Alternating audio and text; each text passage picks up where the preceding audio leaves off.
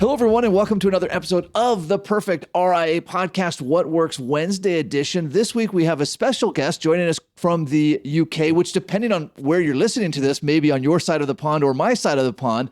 But otherwise, really glad to have Ben Goss on the call, CEO of Dynamic Planner. Ben, how are you today? I'm brilliant, Matt. All the better for talking to you. Yeah, great to be here. I love it. Well, for a quick piece of background, you and I met in Scottsdale, Arizona at Joe Polish's Genius Network.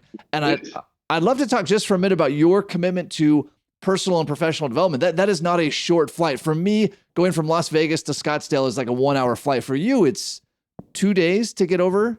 Yeah, sure. I mean, so the reason I got there was because I belonged to Dan Sullivan's strategic coach. Of course. And yeah. I think I'm in my second year there now. And I can see from your podcast, you're all about a number of those concepts. I don't know if you've done strategic coach yourself, but the concept, many of those concepts I have used in our business. And I think I probably listened to a podcast with Joe Polish and Dan Sullivan, and I thought that would be really interesting. I'm always keen to explore ways, methods, practical things that I can do in our business to take us to the next level and deliver more value to our clients. And so I thought it would be great. And the kind of brand promise of Genius Network, which you will know, is that you can end up sitting next to somebody who you had no idea, but could be a really amazing connection. And I think you were probably the first, or certainly one of the first people I sat next to. And I thought, this is bizarre to come out almost to the kind of on the side of the desert in Scottsdale, come all this way, and I'm sat next to a guy with whom I share huge interests. So, yeah. I had the same thought as I was getting ready for this interview. I thought, boy, the odds of what were there, maybe 200 people at that event, and here we are from different parts, 300. Yeah, we're different parts of the world, and sat down. It speaks to me of a couple of things. Obviously, the Genius Network and Strategic Coach, these are not necessarily like software development groups, right? These are just entrepreneurs in general. So you weren't necessarily going to say, boy, how do I become a better software developer? How do I lead a better software company? I mean, you're going to say, how do I learn from other people who are crushing it? Yeah, absolutely. And it was the most diverse group of people, as you know, and everybody from sort of world-class people in medical, people from the financial planning profession. I did meet some tech entrepreneurs, but people from the world of addiction and book writing and publishing, and it was the most extraordinary 48 hours. And what capped it off, Matt, was that the Brits, and there was a bigger British contingent than I thought there would be.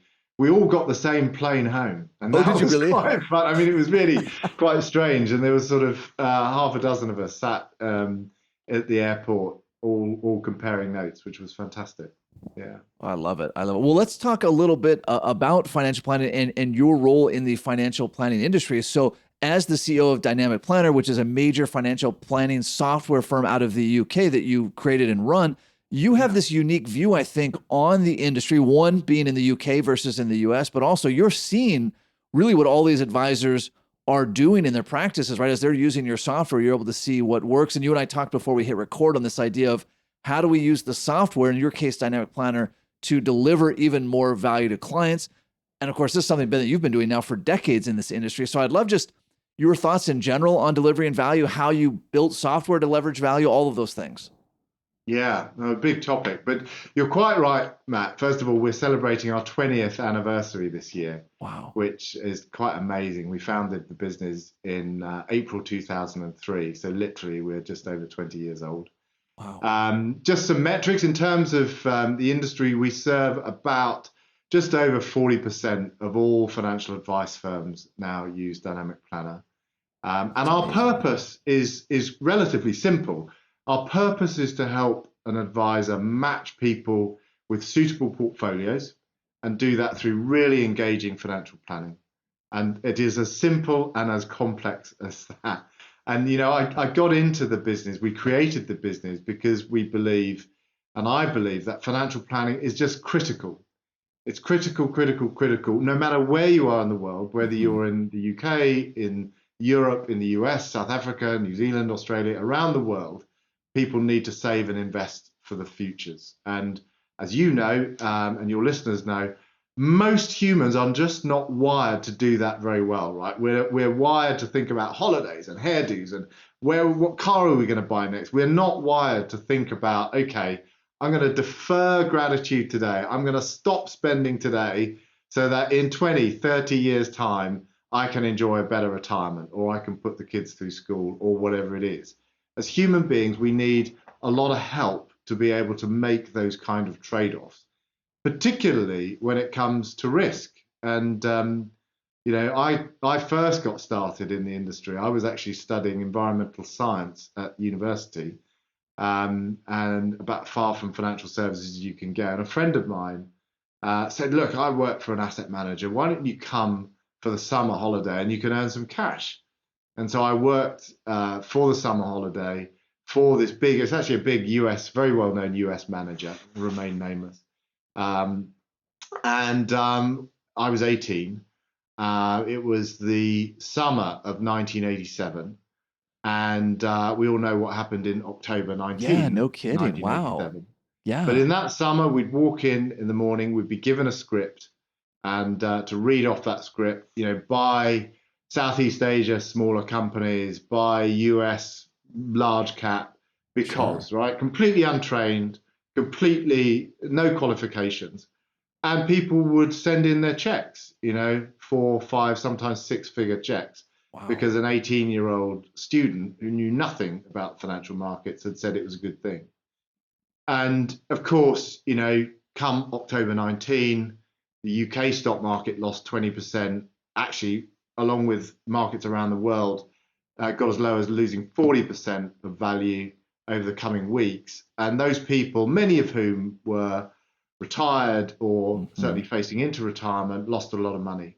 Now, at the time, I just went back to university, but I felt that as my career progressed, and I ended up at Coopers & Lybrand and then PwC as a strategy consultant, I felt that actually the financial services table was not tilted in favor of the consumer. In fact, quite the reverse. Sure. And when the internet came along in the late 90s, and that was a bit later than in the US, of course, but by the mid to late 90s, it was clear to me that the internet could be a great leveler.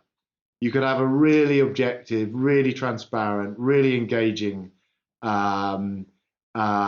interaction with consumers around their long-term finances by harnessing the powers of the internet. So I left, and with a couple of friends, set up the UK's first online advice business, and we did that in 1998. It was called Sort. And we sold that in March 2000, so not a moment too soon, to a US provider of 401k advice, big online advice provider, now owned by Morningstar. But I was hooked at that point, Matt. I could see the power of technology in helping people engage with their finances. I'd had some exposure as to what was going on in the US market, which was streets ahead in terms of some of the modeling capability and the use of asset allocation as a concept. But I thought, 80% of the 1.2 trillion pounds that gets invested in the UK market every year gets invested via advisors. So what could I do to have the biggest impact? The answer was build software and build a company that gave advisors all of the tools and technology they need to have engaging conversations and make sure that clients were matched with portfolios that were suited to their goals and suited to their risk. And we started 20 years ago, and as I say today, it's actually nearing half of all investment advice firms now in the UK users. Yeah. That's amazing. So Ben, you've seen this go full spectrum from being an 18-year-old who would call and say, "Hey, buy this stock because that's what's written on my script," to now being providing the financial planning software to almost half of the advisors in the UK. So as we look at this spectrum, how do we prevent from? So I think sometimes as advisors, we think that technology solves all ills, as though like if I spend enough time in the software, that somehow that itself will deliver value. So how do we balance this? Let's leverage technology, right? We've come an infinite distance from when you were making cold calls in 1987 to today, but how do we keep that from again, I call it playing office or getting distracted by the software. And I know you spent a Yeah. lot of time thinking about this. You showed me your Yeah, software no, and it's listen, eloquently this brilliant. is a huge point, and it's a Yeah. huge point. And I think the people that have spent billions of dollars and pounds on robo advice really know that it's a huge point, right? Because Yes. it hasn't really shifted the needle, at least here. And you might tell me it's different in America, but No. in terms of the kind of assets and the clients who are engaged with their savings and investing. I mean, our sort of mantra is technology is brilliant at certain things, right? It's great at maths, it's great at Yes. workflow, it's great at making sure that you've got a consistent process, and it's great at encapsulating certain things.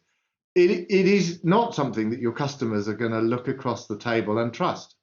It is not something that is going to empathize with another human being in a way that makes that human being feel you hear me, you understand me, you get me, and I trust you because I've got to trust in order to make some commitments. And, for my money, and obviously there's a lot of discussion about AI at the moment. We maybe get into that later in the conversation. But, for me, the human to human connection that advisors have is so powerful. Mm-hmm. And I think, Matt, if you look at my history in this country, and I would imagine also in the US and certainly in many other countries, we've just opened up in Europe, for example, on the continent, and that human to human trust and bond is often abused, right? Mm-hmm. Not so much now because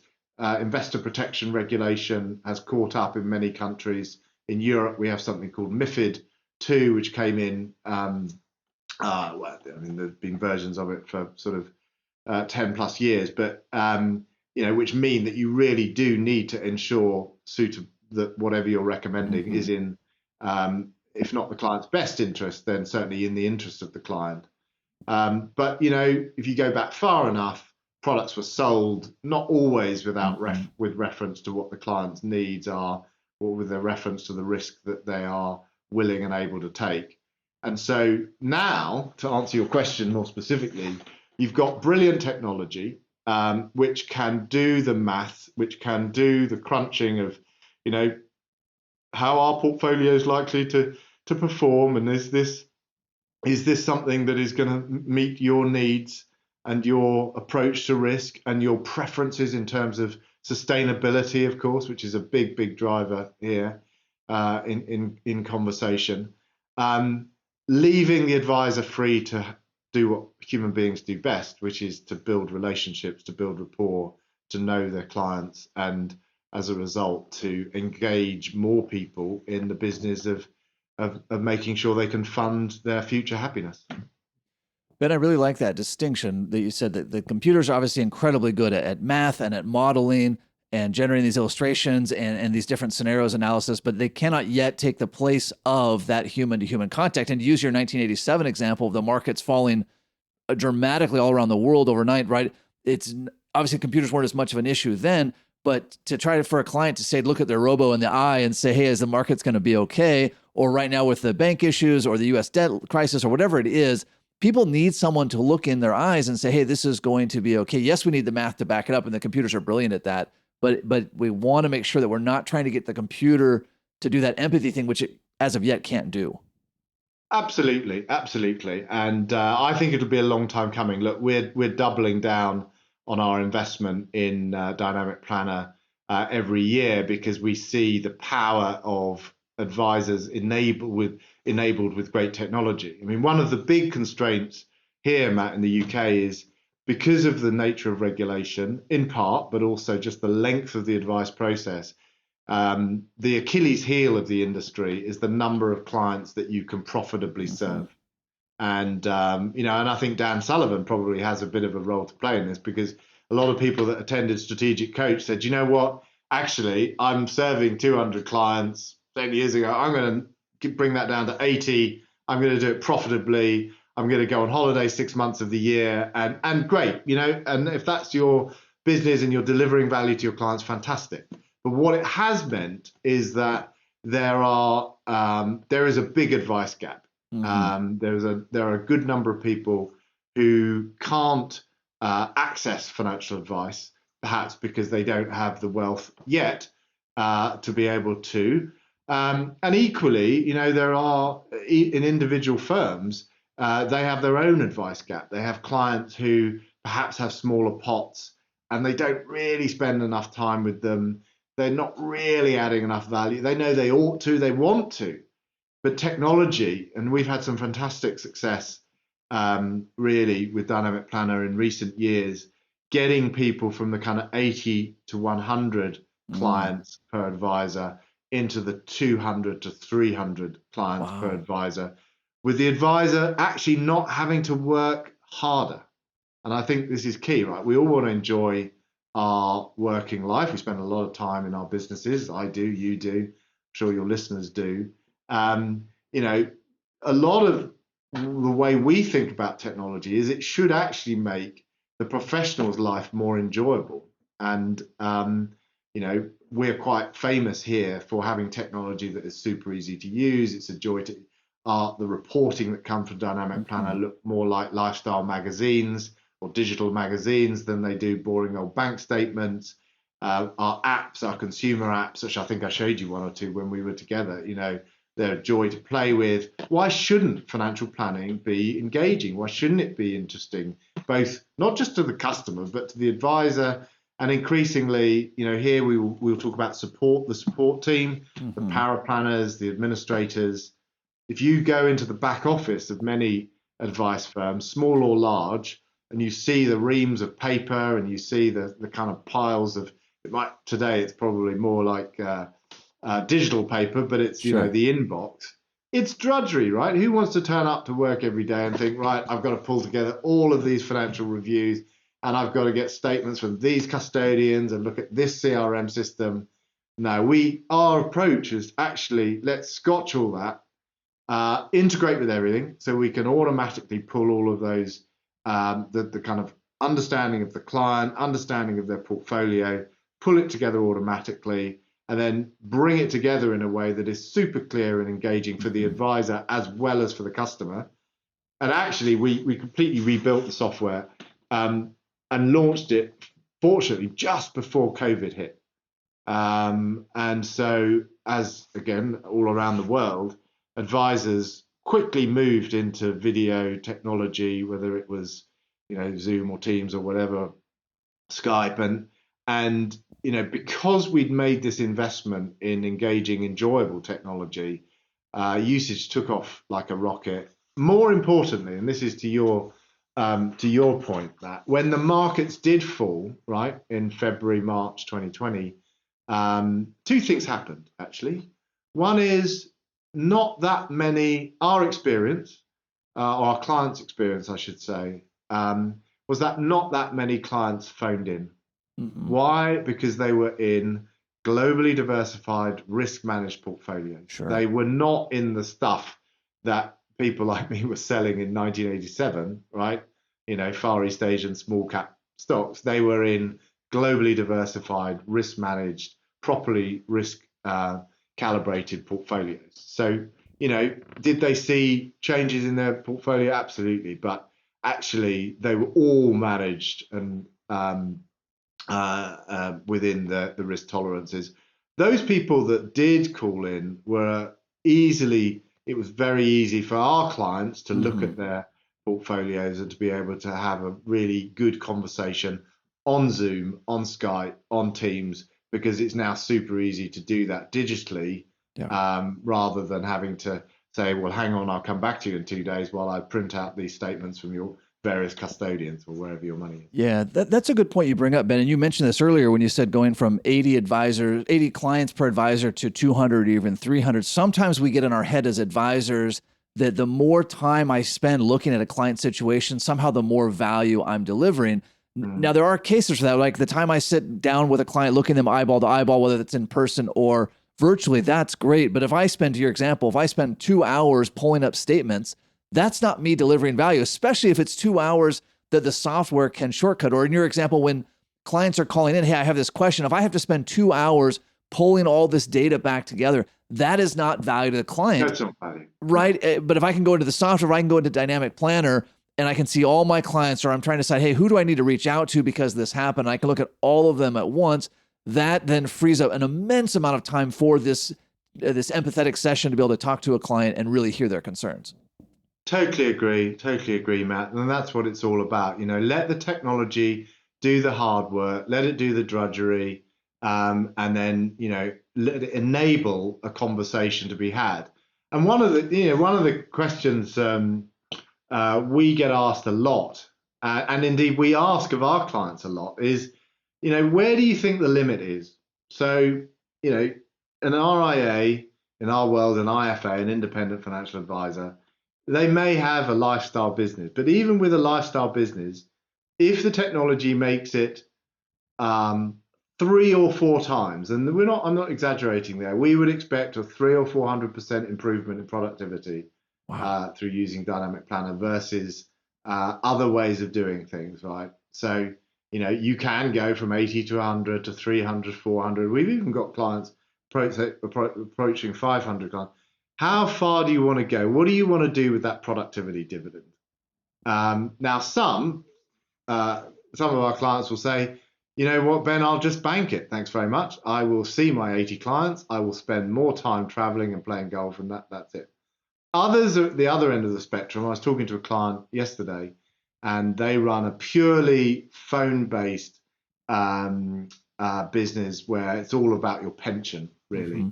And it's quite a narrow scope, but it's high volume, and they have really been able to ramp their volumes up.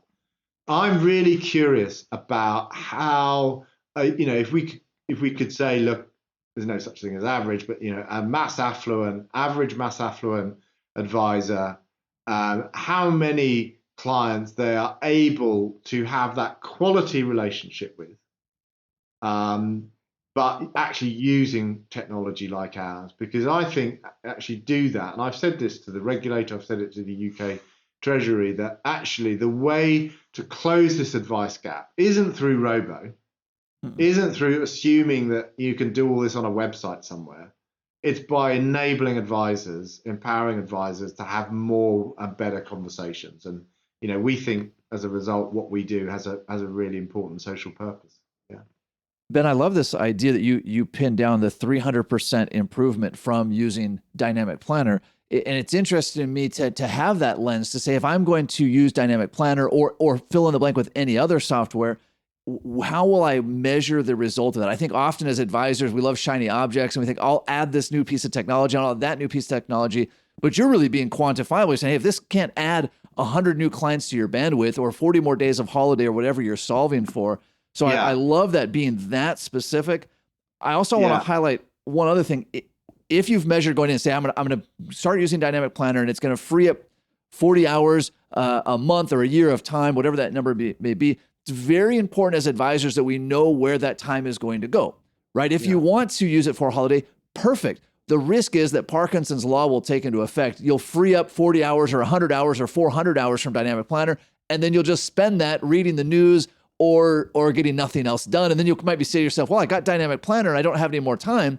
Well, you have a lot more time, but you used it doing nothing, right? Because you weren't planning for what to do with that. Sorry, that little side rant. No, I mean, it's a really interesting one. I mean, the maths here are quite simple. Yes. If you've got 100 clients, the average client is about £200,000 to £300,000. So let's say £250,000 in a portfolio. And on average, you'll take between 50 and 100 basis points, so between 0.5% and 1%. So let's say I'm going to earn £2,000 per client, okay? Yep. And I've got 100 of them. That means I'm earning £200,000 a year.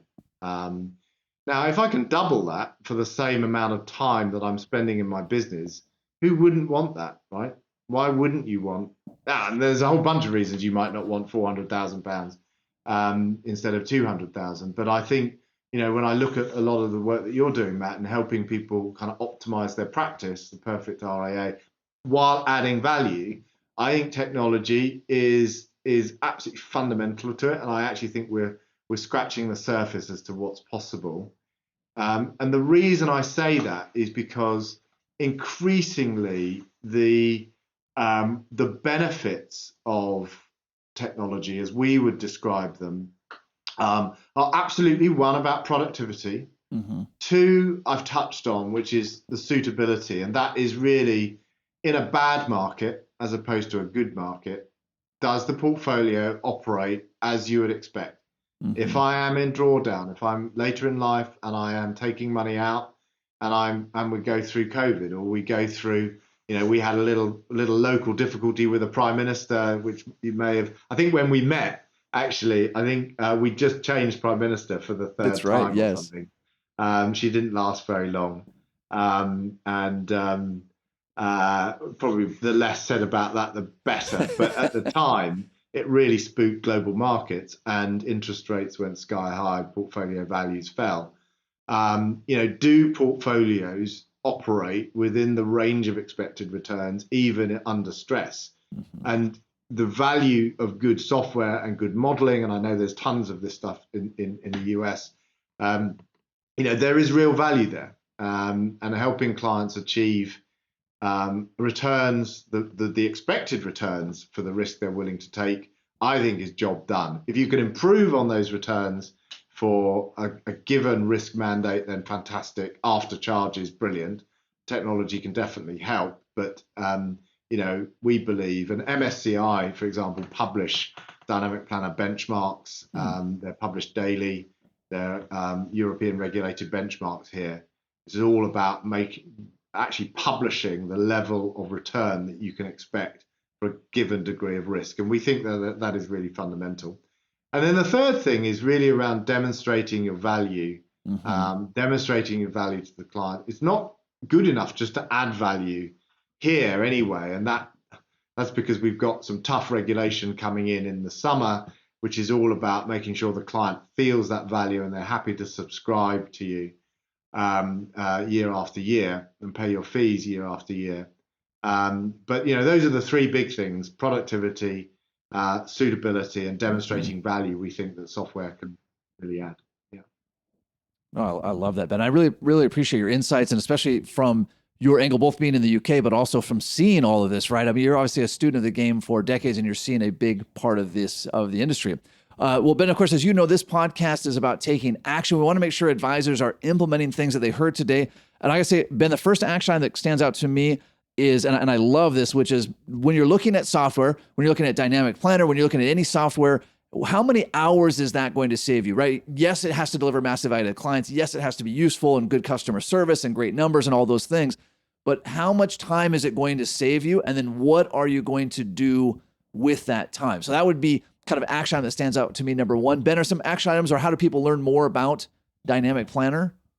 Well, listen, dynamicplanner.com is the address. I'm at Ben Goss on Twitter. I mean, and I'm on LinkedIn. By all means, get in touch. We'd love to talk. Yeah, that would be fantastic. One other, there's so many action items. As I'm looking, for those of you that aren't watching online, right, Ben has his entire collection of books. Obviously, a massive student of everything, right, that we talked to, how we met at Genius Network. Another action I would give is recommit on your professional development, right? Ben traveled all the way around the world to come and meet with other entrepreneurs. He's got this enormous bookshelf of books behind him, which I imagine, Ben, are only a fraction of your overall library. So I would, again, advise everyone to commit to action, commit to learning. One last thing I'll mention, obviously, Ben, you were there in the UK. I am going to be speaking at the CISI conference in the fall in October. We're still working to see if that's going to be virtual or in person. But either way, I look forward to seeing all of our friends in the UK in connection with the CISI. Ben, thanks again for your time. Any parting words of wisdom as we separate today? Gosh, no, listen, I think it's been a real pleasure talking to you. And, I look forward to hearing more about you and the great work that you're doing, because I know that you're helping more and more advisors and firms. And, that I think a better industry on either side of the pond is good for everybody. It's a win for everyone. Well, thank you so much for your time, and for all of our listeners. Until next time, happy planning.